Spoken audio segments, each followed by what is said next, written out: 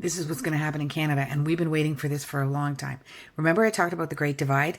I've been talking about that for 2 years, where the world is going to split into two different ways of living.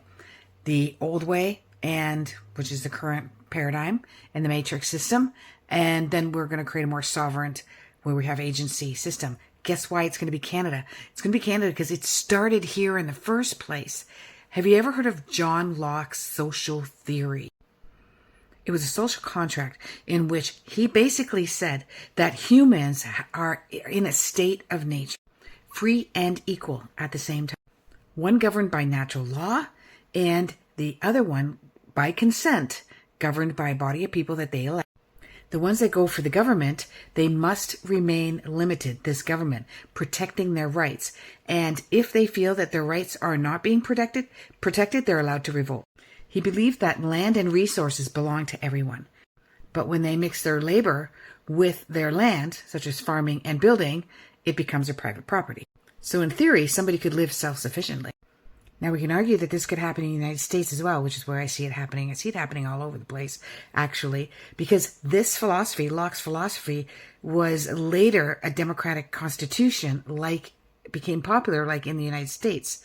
So some later libertarians extended this logic to argue that people should have the right to opt out of the state services by living independently. So is this true? Did it really happen?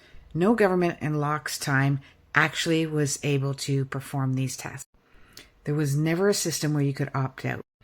If you wanted to live rurally, grow your own food, work amongst the people that you live with as a community, provide your own road services, your own hospitals, you couldn't do it.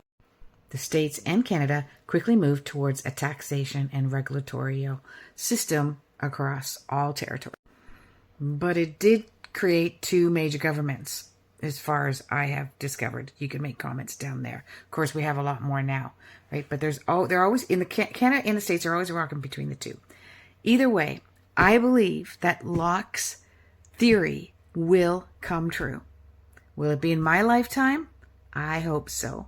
It's already 20%, okay, maybe 10% there. We have alternative schools. We have alternative food sources. I get all of my food from, not all of them, but a lot of my food from 2 or 3 different farmers that are local. But I still gotta pay taxes.